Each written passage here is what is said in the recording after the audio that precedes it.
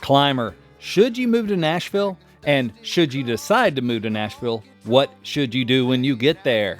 We're going to talk about that today on The Climb. So listen up, Johnny. Do that thing that you should do. Woulda, shoulda, coulda. Yeah, exactly. Found a theme. Welcome to The Climb! This is a show dedicated to helping singers, songwriters, and indie artists like you create leverage in the music business. Did you catch that? Create leverage in the music business. C.L.I.M.B. What? It's like we thought about that in advance. It's like we thought about everything. That's a backshroom from my good friend and co-host, Mr. Brent Baxter, who's an award-winning hit songwriter with cuts by Alan Jackson, Randy Travis, Lady A, Joe Nichols, and more. Got a couple number ones in Southern Gospel in the last few years. Got a top 10 in the last couple months in Australia. The boy's nationwide, worldwide. Mm-hmm. And what I love about Brent is he helps songwriters like you turn pro by revealing how you write like a pro, do business like a pro, and then he connects you with the pros. So it's just a step ladder. You can see all the steps in faith on this one. So it's different than the Martin Luther King quote, right? You can find Brent very easily at songwritingpro.com. Once again, that's songwritingpro.com. And I would like to introduce you to my co-host, Johnny Dwinell. Johnny owns Daredevil Production. They're breaking artists digitally by identifying new fans through data. Yeah, it's complicated, but Johnny has the big old brain holding up all that hair. If you're an artist looking to increase your streams, blow up your video views, sell more live show tickets, and get discovered by new fans, TV, and music industry pros, then Daredevil Production can help. Daredevil has worked with multi-platinum artists like Colin Ray, Tracy Lawrence, Ty Herndon, and Andy Griggs, just to name a few. You can find Johnny at daredevilproduction.com. That is production, singular, no S, and there's no S because there is no other Johnny D. Hey, buddy. Hey, anyone ever come up to you and say, there is no other Johnny D? I get that a lot, actually. I love that. Like when I run into, when I run into climbers and stuff, they'll say that, can I buy you a drink? Because there is no other Johnny D. That's so much fun. We're going to have t-shirts that say that. There we go. I was up in Bethesda, Maryland this past weekend for how'd that go? It was a lot of fun. It was the Bernard Ebb songwriting contest. So they brought me up there to be one of the judges. So I got to be like, we did like American Idol style. It was in the Bethesda Blues and Jazz Supper Club, which was a really cool venue. Like with the tables in the front, then you got the stadium seating up above or whatever, like nice club. And so we're right there, the three judges. It was like a theater writer, a professor, and musician from Berkeley, and me. And so, they sing and do play their songs, and then we do the American Idol thing, give our feedback. Then we got to pick the winners and that kind of stuff. And so that was just kind of fun. I was underdressed, as I usually am, because I was like, I didn't get the memo. This was this nice. Okay, here we go. With my big white right hat on, But you represent the country songwriter, the country hit songwriter, and so I feel like you had the right costume on. So it felt like a costume. So it's funny because you lean into it going, now in Nashville we have a saying, blah blah blah. Just lean into it. I'm gonna be that guy, which is fun because it's the judging is its own kind of performance. But anyway, the one of the really cool things was I ran into, I'm not sure if she's a climber. If you're a climber, holler at us. But a member of Songwriting Pro community. And it's like, I got to run into people up in like Bethesda, Maryland. Like, how much am I in Maryland? Like, almost never. But it was still fun running. Of course, in Nashville. But you're there on the podcast every week.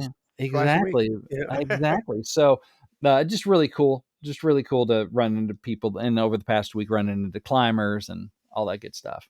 Right on. So today we're going to talk about moving to Nashville. We are going to talk about moving to Nashville. So this is the 22nd in a series from Steve Leslie. I feel like I'm still digging out from that massive article of his called Songwriting in Nashville, 1992 to. Oh, I thought that was a 3-parter. It's a 4-parter now. Apparently it's a 4. I think this is the last one. I think this is the last one, Steve, but thank you. But it's so good. And Steve, not for nothing, they've been doing really well. Like, it's good stuff. I'm like, Steve, I read it. I was like, Steve just did my show prep for like 2 months. But yeah, this was posted on Indie Music Academy. So the writer is Steve Leslie, hit songwriter, just great songwriter and teacher and stuff. So we're just going to dig into what you should do if you move to Nashville. So awesome. Yeah, we're going to get into that. Yeah. Before we do that, let's take care of a little business. Join the Climb community on Facebook if you haven't done so. It's facebook.com/groups/the Climb community. You got to ask to be let in, but we let everybody in. And then just put everything in the right place, man. There's only 3 rules. We don't like rules. We're artists. Mm-hmm. We're bohemian. We don't need a lot of rules. We can govern ourselves until the one idiot shows up who wants to spam a bunch of crap in the feed. Don't do it. Yeah.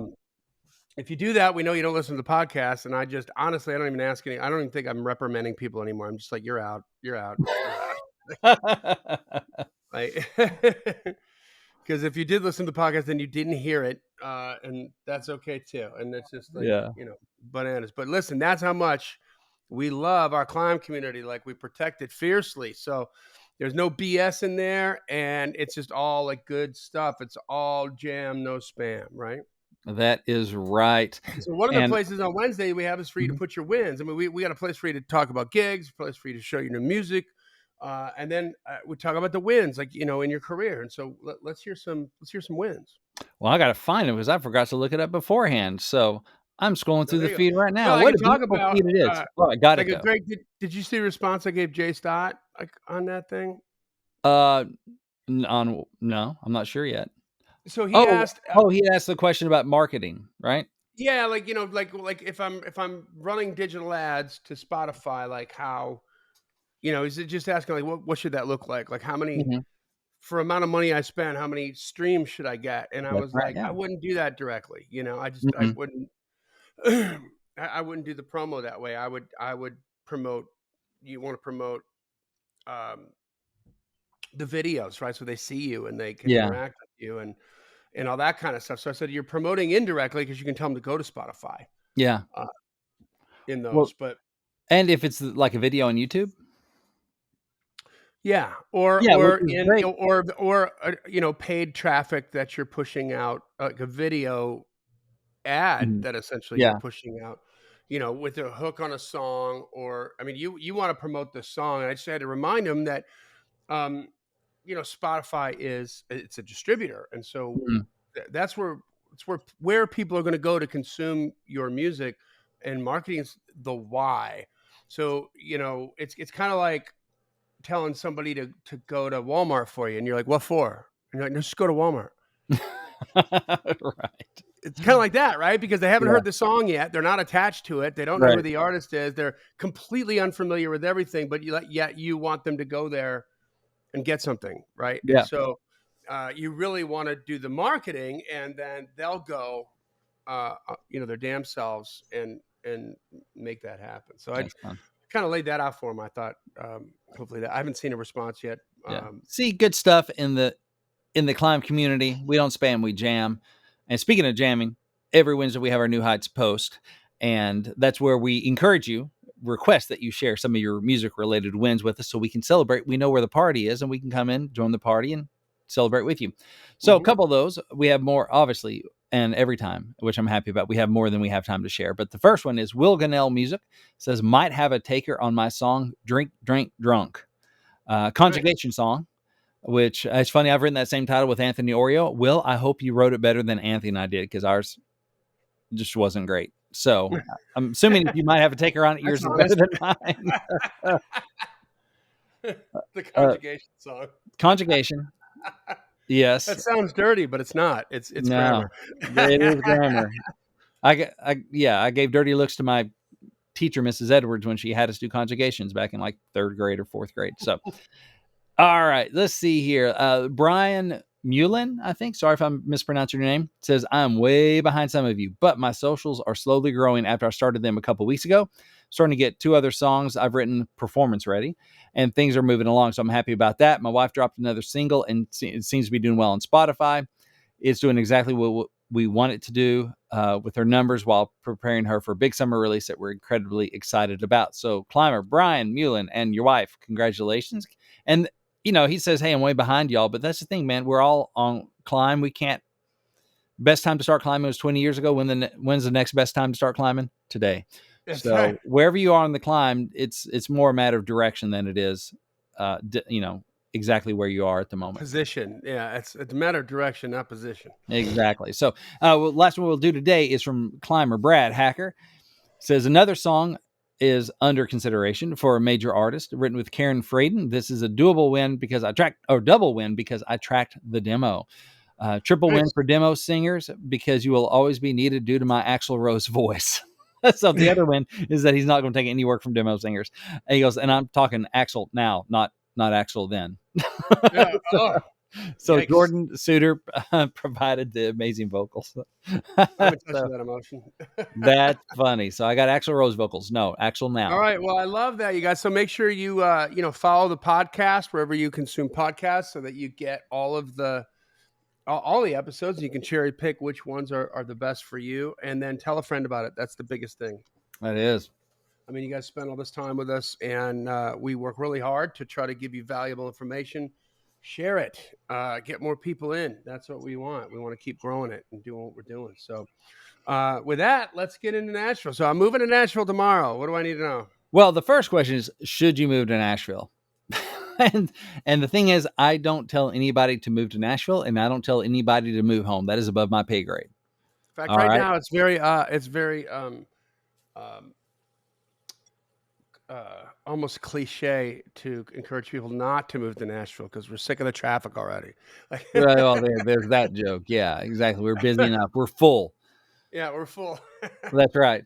But there are trade-offs, and if you want to be a pro songwriter, especially in country, CCM, gospel, I mean even bluegrass, I mean sure helps to be where they're.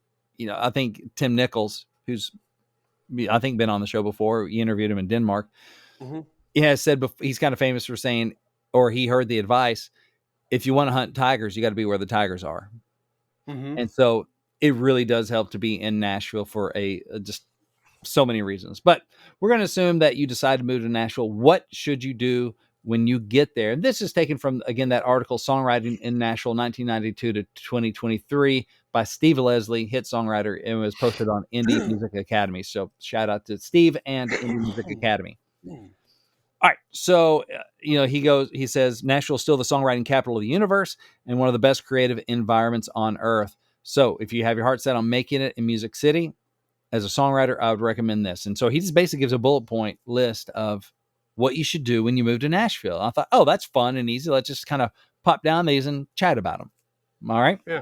Number 1, move here. Duh. Okay.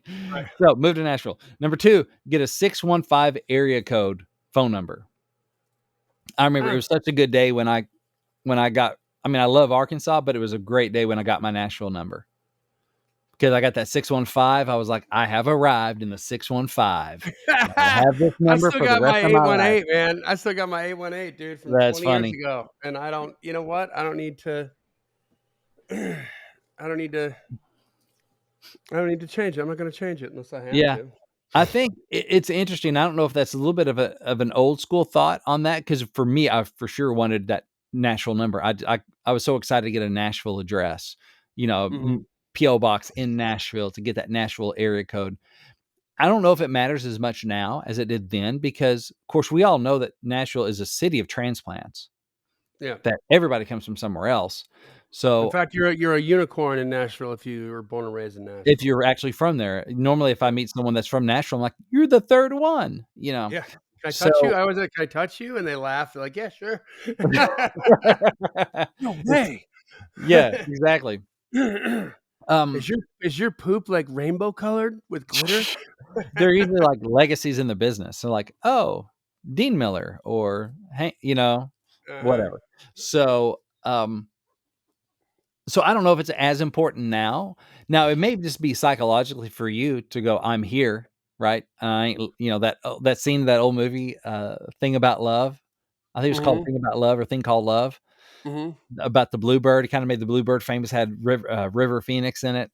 Oh, yeah. And Sandra Bullock goes up on the roof, early Sandra Bullock. She's like, I'm here in Nashville and I ain't never leaving. Yeah. So it may be the kind of that moment for you. And it helps people think of you as local. But I think so many people are transplants that, like, I don't really bat an eye if I'm working with somebody and they have a out of town number. I don't really think about it. When did he write this article, Steve Leslie? Oh, it's just within the past year. Oh, interesting. So I think it is a positive thing to have a 615 number. It's just one more kind of thing that you're you're here, you're Nashville, you're, I mean, it's like, I think it's a mental anchor. That's I good. think Like a so. good anchor, like the way Yeah, Jim Carrey wrote a $10 million check to himself and taped it carried to it his around. ceiling. Every morning when he woke Oh, yeah. up, he saw it. Oh, wow. So, yeah, I think so, because you're like, "I already changed my phone number. The belief, yeah. I'm here. I'm here." Can't go back You now. know? I don't wanna change it again. Exactly, yeah, that'd be embarrassing to see that 615 when I moved back home to Mississippi. They're like, "Well, yeah, that 615 number." Well, crap. Alright, the other It's a thing is have no plan B. So, I think that's important. I was doing a hang interview with, Tammy Rogers from the Steel Drivers this morning. We had her on mm, the Song Title Challenge, and we were talking about it, and, like, yeah, if you songwriting's really hard. If you can do something else, you probably will. yeah. I have friends that are doing other things because they had a plan B, and that plan B is probably easier than what we're doing here and actually comes with more, high rate of return faster. And so if you have no plan B, that certainly helps to go all in and go, this is it. This is what I'm doing. Man, I'm always been storm the island and burn the ships, you know Yeah. what I mean? There is Mhm. no plan. There's no turning back. Like, we're Right. going to win this or we're going to die on this hill trying, Right. Yeah. but I think, also having no plan B is back to something Tim Nichols said, and this is a really strong corollary to this is he's like, I didn't choose music, music chose me. Yeah. You just have to do You it. know, I tried to not choose music in my life, Hmm. and I ended me up right back in Nashville. I mean, Yeah.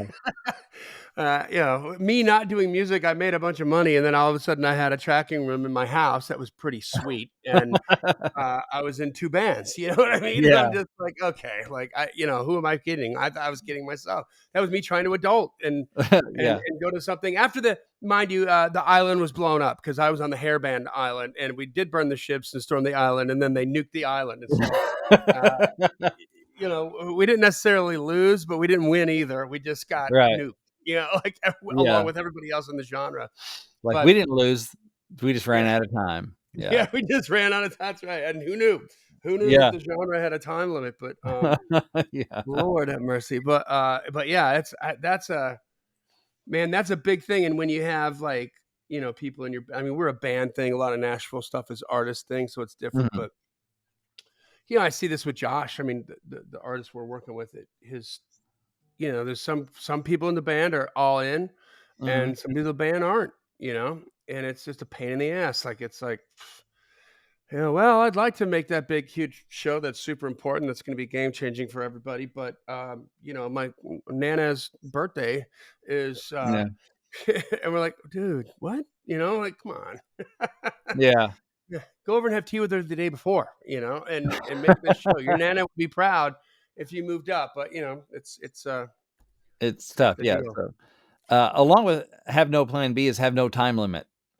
And we talked about this before. I mean, Johnny, like you talk about, oh, I'll, write these songs or I'll give it a year and see how it goes. It just doesn't work that way. I remember when No, I moved to Nashville, the day I was rolling in, I was like, okay, it was, March 3rd, 2002.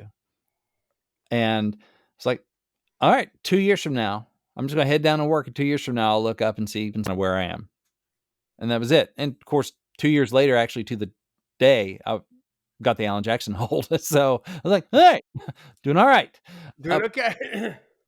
But yeah, the time limit thing is just a killer because they call Nashville a 10-year town, but it's not always. And 10 years toward what? It may just be like getting in professionally, but that doesn't mean having a number one. It just you have to let all that go and just go, okay, this is it. All right, this is it. This is what I'm doing. You give yourself a time limit, you're probably going to fudge when you get there anyway, or you're going to get out. And so save yourself the time and get out. Yeah, first of all, I love this article. I love everything he's saying in this already on this part. Like, this is really good. Yeah. But you know what else? If you put the time limit on it, then what you're doing is you're focusing on the result Mhm. and you're not focusing on what's most Process. important about songwriting, which is the craftsmanship Yeah. And the process, right? Just in the the process. And that's it. And it's like, it's not, it's, process. and that is a secret to life. You know, I learned Yeah. that when I got results focused after I got off the road, and I'm like, Mhm. okay, found out I'm really good at sales, really good at business, and so I go and do that, start to make a bunch of money, you know, Mhm. and the and it was, but I was miserable, like, because I Yeah. wasn't doing what I was supposed to be doing, you know, and again, like, I didn't choose music, it chose me, Yeah. and guess what else I found out? Life is chaos. Yeah. You know, no matter where you're at, you know, I mean, Yeah. so just like they blew up the island of hair bands for a short period of time, but over a year, they blew up the island of finance, you know, and you Yeah. weren't allowed to do business there. Mhm. And it ruined a lot of people, including me, you know, Yeah. financially speaking. I'm just like, this is stupid. Like, okay, I can get this kind of chaos doing something that I love to do. And if you find something that you're deeply, deeply passionate about it and you commit to the process of it and you're interested in being better Mhm. every single day, then I promise you, you're going to make money by accident. Yeah. Well, in songwriting, I'm not sure if it's by accident, but yes, I know what you mean. It's a result of the process. You trust the process Yeah. and But be focused on the process and on be the focused on process. the craftsmanship of it. And then, you know, things start to happen. I mean, we were Well, that way when I was in my band. You know, it was just like I go see better bands than us, mhm. and you get your ass handed to you, and you're like, "Oh my god, I thought we were good, and look at Yeah. us now." Well, Okay, well now we got to step it up, you know, because mhm. now I understand more about the process, and so now I want to master that, you know. Well, just like my coffee cup says here, the one that says songwritingpro.com on the other side, it says write, record, access, pitch. Y'all have heard me Mhm. say it 1,000 times. Now I got it on a coffee mug. But anyway, that's the process. It doesn't say get cuts. Yeah, It doesn't say have a number one. It yeah, the coffee mug here focuses on what you should focus on. Write, record, access, pitch. And, really you could add, repeat to the end of that. yeah, And that's what you do. That's the process. You keep writing, you keep recording, you keep accessing, which means growing your network, getting to the people who can say yes. And then you give them an opportunity to say yes. And you keep doing that. And then cuts, holds, deals, all that stuff comes as a natural consequence of it. If you're good at those 4 steps, it's the yeah, process and you can't put a time limit on it. yeah. All right. Here's another one. You'll like this one. Get a job that you can stand, but has no career potential. Oh, Steve. Like Uber. Yeah, yeah, like Uber, waiting tables. If you can stand that, I couldn't. Whatever. I had a job in the business when I first hit town.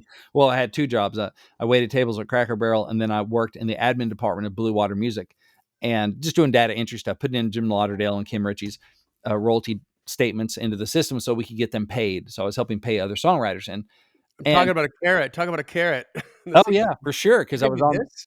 You can it. make this kind of living? Mhm. It got me on the row every day. It got me to a publishing company. It was helping me access part, helped me understand the business, but it didn't really have career potential, and I did not love it because I was doing data entry on other people's songs. But yeah, get a job that you can stand but has no career potential. I mean, that was one thing I remember looking for when I got out of grad school at Arkansas State, go Red Wolves, that I was looking for a job that I was kind of scared. Like, I don't want to get too good of a job because then it'd be too hard to leave. I ended up working in a call center, which I didn't Yeah, like. you don't wanna get on the pole. It's hard to get off the pole. Yeah, exactly. And so it was not that hard to leave that job because I did not want to be in the corporate jungle the rest of my life. But it paid the bills. And when I got to Nashville, I did stuff that paid the bills. So I think that's smart to, get a job you can stand, but it has no career potential. So you won't be too tempted to stay.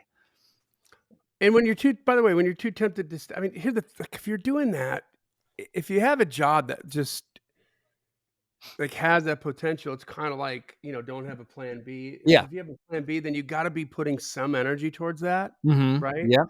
And if you're putting some energy towards that and some time, probably a little bit of money, right? A Mhm. little, you know, resources that precious resources that you have, that's it's time and precious resources you're taking away from either Mhm. one or the other, you know Yeah. what I mean? And so basically, you're half-assing both of them Yeah. to make yourself feel better, and, you know, it's b listen, if you have a job with serious potential and you could go and dominate that, but you're half-assing it because you also wanna do this other thing over here, Mhm. they're not gonna be happy about it there either. Maybe you're not gonna Right. have that job for too long, you know what I mean? Mhm. Yeah, oh yeah, for sure. And you're talking about your precious resources leads into the next point. Keep your overhead as low as possible. Mm-hmm. So in other words, don't get the best house you can afford. Don't get the shiniest car, the newest car that you can afford. No, get the cheapest one that'll do the job. Yep. Why? Because the lower your overhead is, the longer your leash is. The Yeah, the longer longer your your runway runway is, you is, got more runway to take more off. runway. Exactly. So it's even if you get like a publishing deal, should you get the biggest draw you can or the lowest draw that you can live with? I'd say go with the lowest draw you can live with because that gives them longer to have something happen before they have Yeah. to, cut you loose. So, I heard on another podcast, like you don't want to be the person raising their hand when there comes to the end of the deal and they're like, "Who we got to cut somebody." You don't want to be the one with the big old draw raising your hand, you know.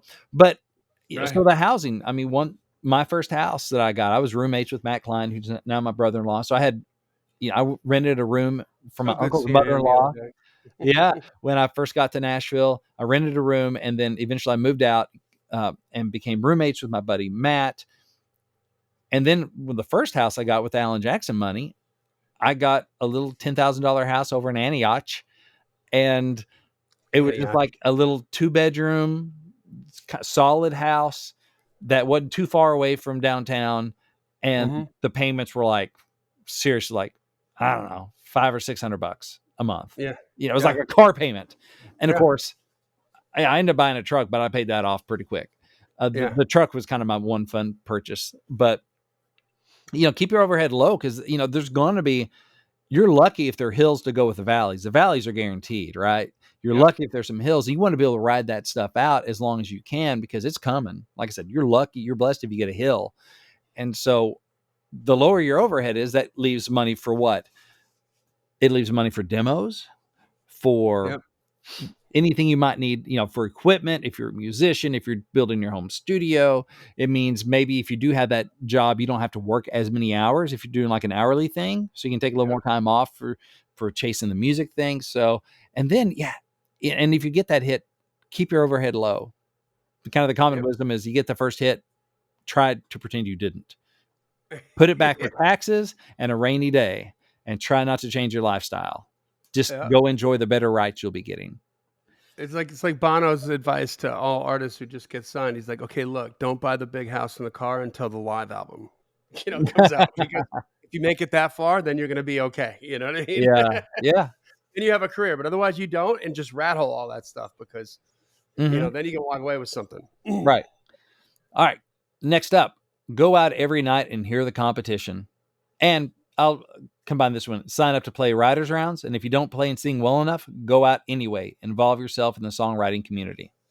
Yes. So go out. It is, and that's a tricky thing because I remember when I moved to town, the question was, do I get a night job so I can be free to write during the day? But yet I don't know any pros who write during the day. Like they're not writing with me. So, Mm-hmm. okay. Or I can go out at night and that's where I'm going to meet the people to write with, but I won't be able to write during the day with the pros, so pros and cons, right? And trying to Yeah. figure that out, I ended up having 2 part-time jobs and worked a little bit of both. But yeah, you want to go out, you want to meet people, you want to hear what the competition is doing because Nashville will kick your butt that way. You will go out and my gosh, you'll in the first week you got to the Bluebird listening room, whatever, some of these different venues, Live Oak, and you'll be at the Got a local. freak You go show. to the freak show and you'll be like, all right, I'm moving home. Yeah. I'm really glad I haven't got my Nashville number yet. Yeah. Yeah. First night. Holy crap. But at the same time, well, so I was listening to this podcast with Luke Laird. I don't remember what podcast it was. It might have been the Songwriter Soup, which is a good podcast, but I think it was with Luke Laird. And he was talking about when he first came to Nashville, like visiting like with family and stuff. And they went out and they saw around, it might've been Bluebird or somewhere, but he's like saw around and like later that night or the next day, they were going to go out to like Opryland or something. They were going to go out and do the tourist thing. And he's like, no, I'm staying in, I'm writing songs. Like he just stayed in the hotel room and wrote bad songs all day because he Yeah. was that inspired. So it's a double-edged sword of going out and hearing the competition will make you want to quit and make you feel like, oh my gosh, this is never going to happen. But it will also, if you're the person who's going to make it, it's going to inspire you to say, I want this. I can't wait to go write a song. I want to write something that's as good as that person to sing on stage that is amazing and hasn't gotten cut yet. I want to write that. Dude, so like that's what got me to move to Nashville. So but the Allman Brothers brought my band from Wisconsin out of Florida, and so we just had just a boatload of access to those guys. And yeah, you talk about walking in the wrong room, thinking you're all that in a bag of chips, and you hear Warren Haynes play, and you're like, oh God, who did we fool? You know what I mean? Like, these people are on drugs? Seriously, they think we're good? Like, Yeah. listen to that, we suck compared to them. But they would always talk about Nashville. And Warren is one of the three writers on Two of a Kind, working on a Full House, which is a huge Oh, Garth Brooks hit. yeah, I'm that's a great pretty one. sure he's made more off of that than he's ever made with the Allman Brothers. Like, just the third of that song was crazy. Yeah. But they're always talking about Nashville, so it always had a sort of um, a mystique, for me. Hmm. And it's exactly halfway between Sarasota, Florida, and Delavan, Wisconsin. Your 12. hometown. It's a Yeah. 24-hour drive. It's a 12 hours in Nashville, and so I thought, you know what, I'm gonna stop off here, and I because the everything had blown up. We'd finished out our tour, and obviously the hair thing was over, and so I'm going home to regroup now. And figure out what my next step was going to be. And I stopped off in Nashville on the way. I stayed at used to be a Motel 6 right off of Harding Place in the 24, Hmm. right by the Hooters there.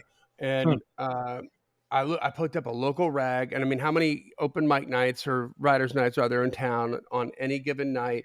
I Yeah, pointed to one. I knew nobody in town. I knew nothing. And I went to what was the Courtyard Cafe. You remember that place? And man. it's down by the mall off of Bell Road. I can't Oh, remember what wow. the mall is called, but it's kind of like, I think it's kind of like a dead mall now. But Yeah.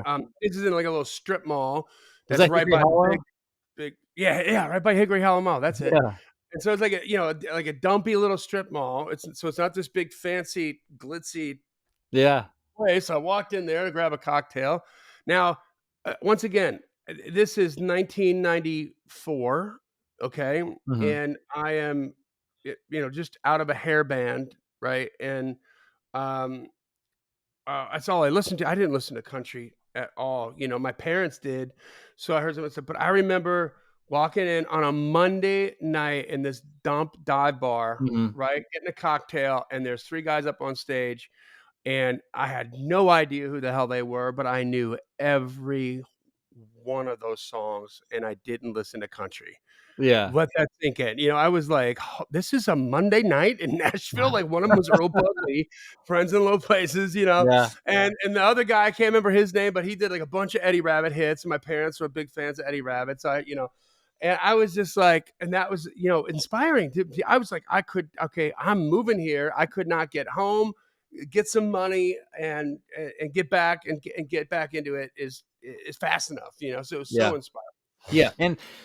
And for me, that's how kind of I started making friends in the music business. I knew some people from Little Rock, so I met Aaron Enderlin through some Little Rock connections before I moved to Nashville. And I remember even before I moved, I'd go there like on spring break or whatever, and Aaron was playing, and who was sitting next to her in the round?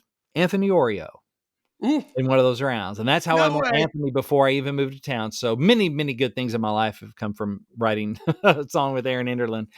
And so Anthony and I got to be friends and started writing together. And then I'd go to his rounds, like after I moved to town, and who was sitting next to him, and Jason Howard, let's go ride with Jason Howard a little bit. Or Yeah, since I wasn't going out and playing myself, so Steve's point, even if you don't play and sing well enough, go out anyway, involve yourself in the songwriting community. That's what I was yeah. doing. I'd go out to where I knew somebody in the round, so an Aaron or an Anthony or these people I started to getting to know. And I think at the time I had a cassette tape in my pocket, with the lyrics rubber banded, my contact information rubber banded to the cassette tape, because that's how NSAI told me to do it. And I'd listen. If I dug else was in there, I'd like, hey, I'm Brent. I write with Anthony, who's right next to you in the round. And, maybe the three of us would talk or whatever. Hey, I dig what you do. Here's some of my stuff. We should write sometime. Here's my number, my Nashville number, and that Hey, sort of thing.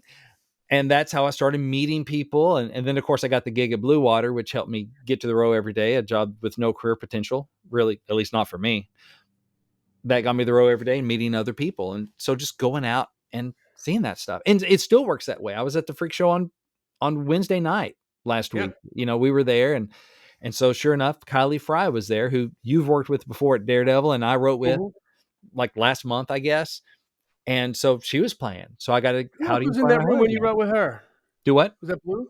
Who else was in the room last time you wrote with Kylie? Neil Cody. Neil got me in the room with Okay, her. We rode over gotcha. at Carnival, and she's great. She's doing well in Texas, Yep. and she's a sweetheart, and I dig what she does. I'm a fan. And so I was like, oh, there we go. She's out. I'm out. We get to, get to say howdy to her again, chat for a little bit. And it's just Little that routine FaceTime. frequency, a little bit of FaceTime, compliment her on her round that she did, all that good stuff. I got to go see Joe Haydell, who writes for Wide Open. He was in the round Mhm. with her. And so I was writing with him actually the next day. So we'd never met before. So I was like, hey, Joe, we're writing tomorrow. He's like, cool. You were writing with him and Aaron Goodvin. And, got to chat with him a little bit, vibe, see what he does. And the next day we were writing a song together. Yeah. It was already on the books, but it just that. So we're a little more comfortable when he walks in because, oh, we were both at the freak show last night. So that kind of Right. stuff builds, and you don't know where it's going to go. A lot of times it's dead ends. A lot of times it doesn't do anything, but you don't know when you're going to hit the lottery, kind of thing. Yep. So, That's right.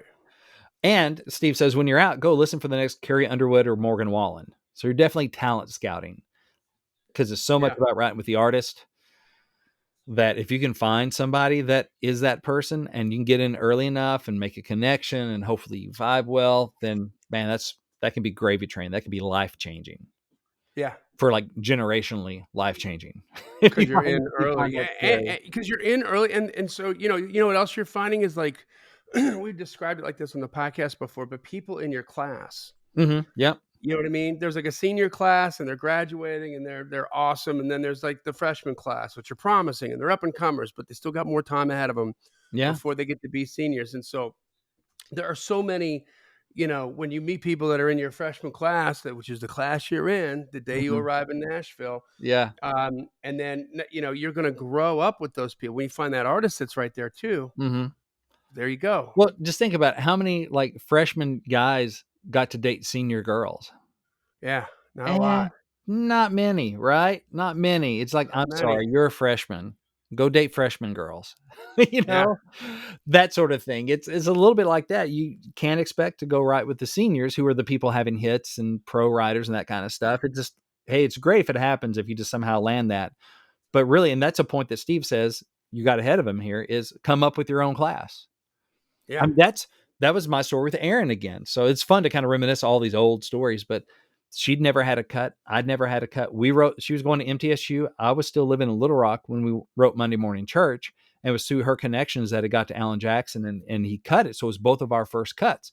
Now, if I'd said, I'm not going to ride with this Erin girl because she doesn't, she's in college. no sheep. I was already out of grad school. So she's Yeah, younger and she hadn't had any cuts and whatever, then our both of our lives may be quite different. Now, to me, it did feel like riding up because one, Erin's really talented. Two, she was in Nashville or Murfreesboro, and she was making connections and she was writing good stuff. So to me, it did feel like actually riding up because it felt like riding with somebody that was around, but still similar class. Neither of us had cuts and publishing deals or any of that stuff yet. So but writing up Mhm. because you know what? She was clearly focused on writing Yeah. and doing that and she was doing it, so Yeah. she's at that point, she's a little bit more established than you were, even Oh, though for she sure. wasn't established, you know what I Yeah, she mean? was Like, definitely more established. I mean, she went to college in Middle Tennessee at least, and she knew yeah, some people, so she was ahead of the journey. Even though she was younger, I was still living out of town. So that's an important thing. Come up with your own class because they're more accessible. If you can build something that can last long term, hopefully one or two people start to pop off from that class and it raises the profile of the whole crew. You come up together and then good things can happen for everybody. Now you want to be careful about who you let into your class, right? mhm, Because, well, like you said about Erin, took it seriously. She was working. She was that sort of thing. Other people are goofballs or self-destructive or self-sabotaging or whatever, and they're not really going to make it. And you want to be careful about who you spend your time with. Like, is this person really serious? Is this person really good? Do we get along really well? Like, do we mesh? Is this good for a yeah, long-term thing? One of the things I look at now when either looking at baby artists or even more established artists to really invest in is there a long-term relationship here? Now, mhm, there are going to be certain type of artists and writers that I just vibe well with. And I could go on the road with that person. We'd have a good time, but not too much of a good time, right? And then there are other writers who are like, oh my gosh, no, I'm not going on the road with Motley Crue. And if Even you do, don't bring your girlfriend. and or my wife, right? So like, no, I don't see the long-term win there. Even if I get in the room with, the country version of Vince Neil or whatever, write a Yeah. great song, that's cool. But really, for my lifestyle, who I am as a person, is that a good fit that's going to really work long term? It's like, no, there's a ceiling there, because I'm really not probably going to go on the road with a mulatto. There's going to be just a level of like incompatibility there, just difference in lifestyles and values and stuff. So that's something to think about too when you're looking at your class, going, who do I think I can have a good long run with?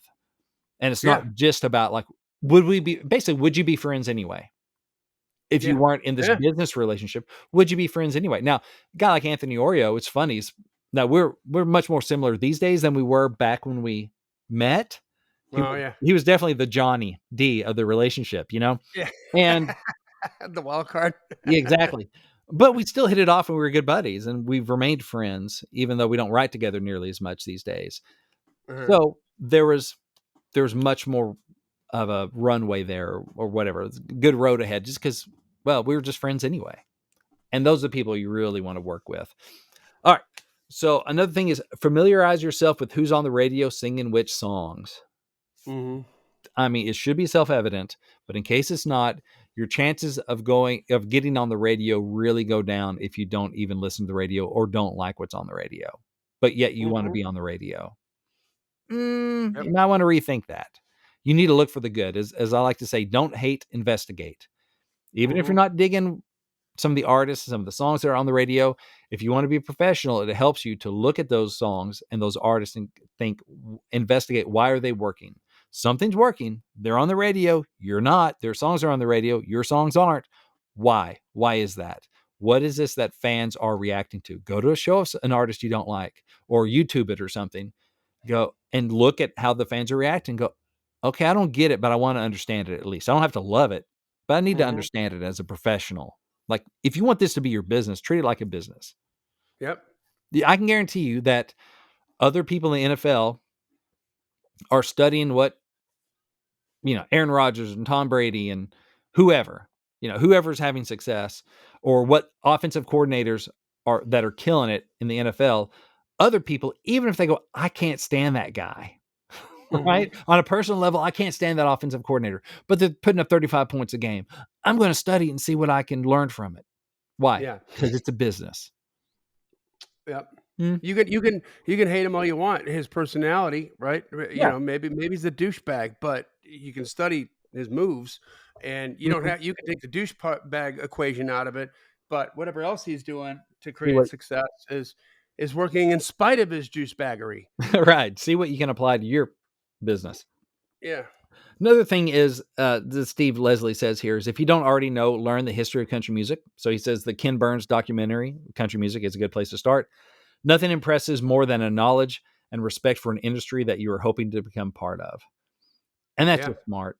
I mean, know what's current, know the history, know where you came from. It'll give you a better understanding, a better appreciation, a better sense of the trajectory of where we're going. And also And where we've been. where we've I mean, been.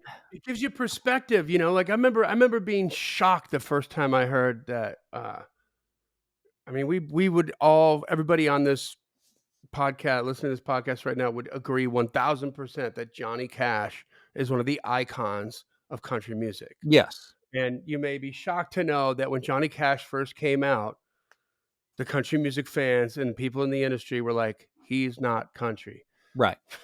Yeah. And you're like, wait, what? Right. But you know what I mean? I mean, it's just it changes, right? Mhm. And I'm sure a lot of people felt that way about Florida Georgia Line when they came out, Oh, for sure. and it's just stuff changes and keeps going. So, but that gives you perspective. Like it does keep going. You don't have to hold Mhm. on to that old. You can move forward too, and know that the train is on the tracks, whether you're on the train or not. I mean, one of the things that helped me land that deal at Blue Water Music, not a publishing deal, but just a part-time job doing data entry, was I knew a lot about their company or the writers and their talent because Mm-hmm. I was already just legitimately and honestly a Kim Ritchie fan, a Jim Lauderdale fan, a Chris Knight fan, who Mm-hmm. were some of the artists that were signed there and were also writers there and getting cuts. So when I walked in there with Pete Roselli, I was doing the interview with him. I could speak intelligently about their catalog, a decent Yeah. bit of it, enough that he was surprised. Like, you know who all Yeah. these people are? I'm like, dude, I'm a fan. Yeah, these are great. I love this cut, that cut, da da da da da. You know, and so that helped make an impression. That helped me land that gig, even though I didn't have experience in that particular database system. I didn't have that, but he's like, oh, but he's, he already seems to kind of know the catalog and he likes these people. So that seems like a good fit. Mm-hmm. And that was more recent stuff. But even if you're talking to, I mean, a lot of us like to geek out on music and music history and Nashville history. And if you get blessed to be right, if you get blessed to be right, anyway, me do words good. If you're blessed to write with a senior writer, someone in the senior class who's been there a while and done it, what if they start talking about some of their contemporaries or artists and you have no idea who they're talking about? Yep. There's an opportunity missed at the best to Mm-hmm. bond with them, to relate to them, and to geek out with them on stuff that they love.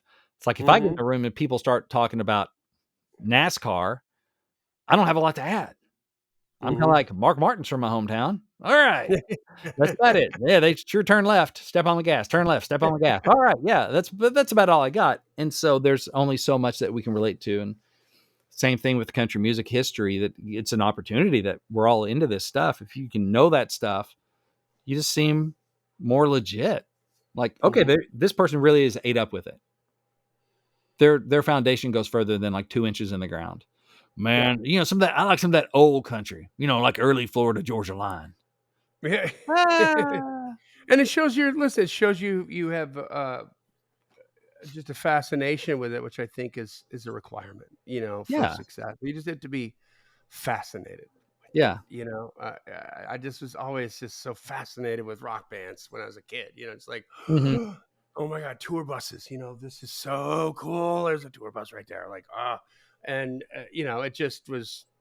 I don't even know why it got me excited, but it got me excited. Oh, well, the other night at the Freak Show when we were there, and I was sitting at a little different table. I got there after y'all, and then I see this dude, like this old cat, in this suit kind of thing, and I was over my shoulder. I heard that he came up to you and the person sitting next to you, and I heard him say Larry Weiss, and my eyes got big. I was like doing my mental Rolodex. But wait, where do I know that name? Where? Yeah, Freaking Rhinestone Cowboy. dude, I So, know. so Presence of greatness. yeah, and so I didn't hear your conversation with him or whatever. It just seemed like a brief interaction. But as soon as like he got up and left, I cartwheeled over there. I was like, Johnny, Larry Weiss, I was like, Rhinestone I know. Cowboy. And you're like, I already know. I already know.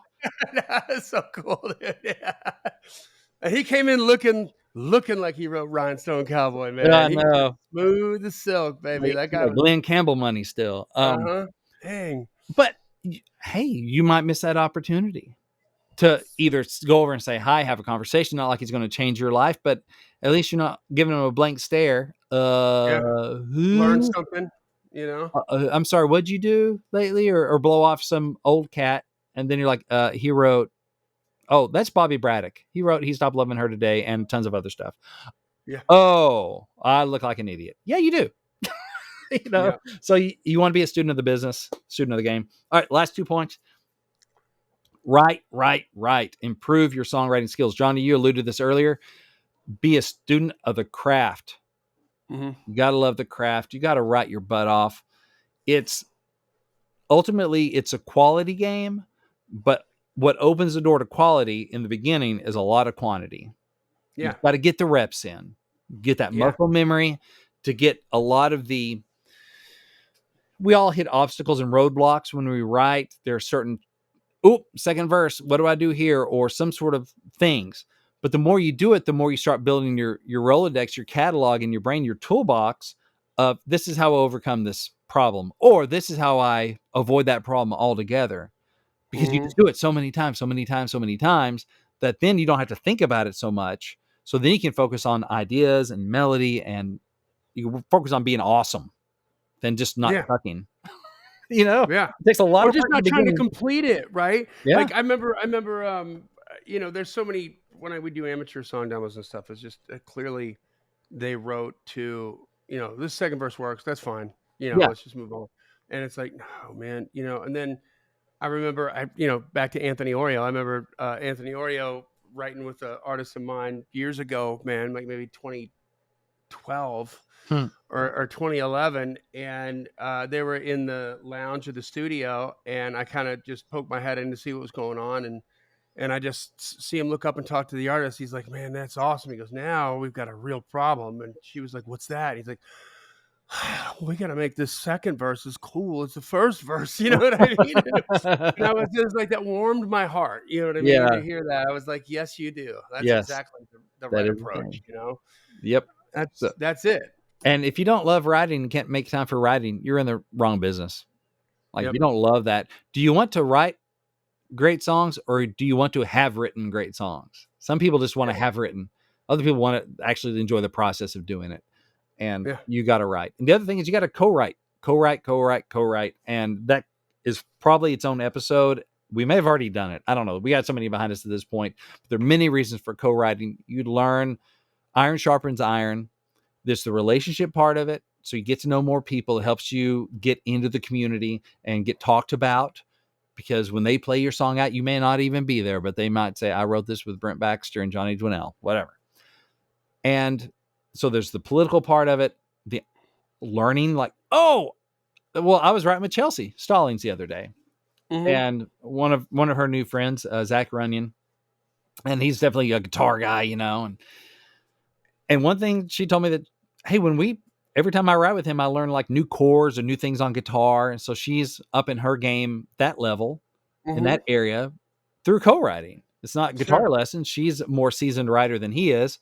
He's a more seasoned guitar player than she is, and so they're both learning from each other.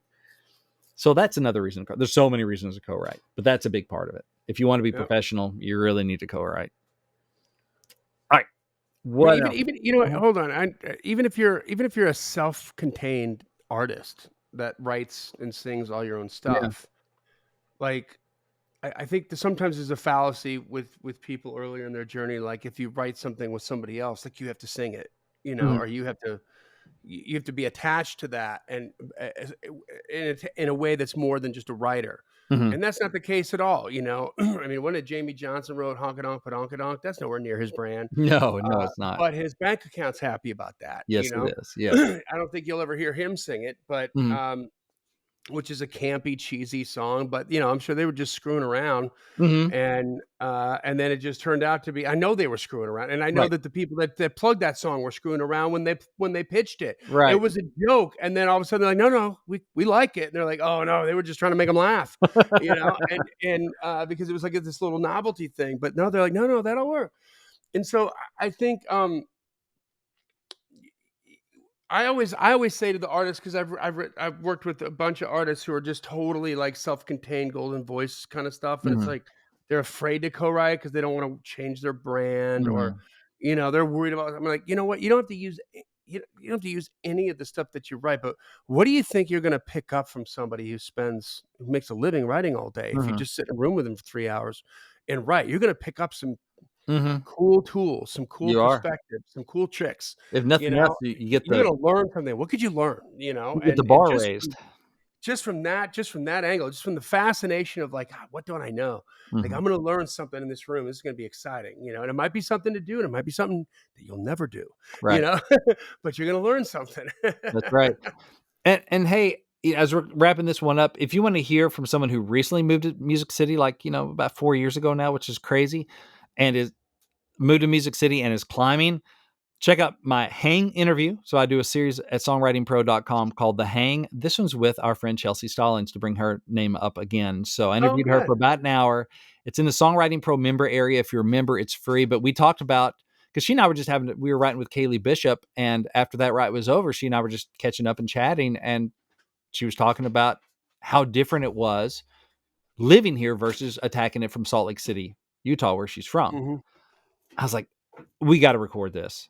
Like, this is so valuable because it's been so long Yeah. since I moved. Like, you're more recent. let's talk about this and record it. So we did. It's in the Songwriting Pro member area in the Hang. If you're a member, go log in. You can watch it. It'd be a really great compatible, thing for this episode. If you're not a member, well, why not? What's wrong? We have a 14-day free trial going on right now. You can get details at songwritingpro.com. And so you get great interviews and a lot of helpful content, stuff you can't get anywhere else, stuff we don't even talk about on the Climb. But I would appreciate y'all if you check it out. So that's songwritingpro.com. There you go. That brings us to the end of another Killer Climb episode, guys. Join the Facebook, the Climb community on Facebook. Make sure you follow the podcast on whatever platform you listen to podcasts on. And tell a friend about it. This podcast exists because we want you to win. So keep on climbing. And we'll see you at the top.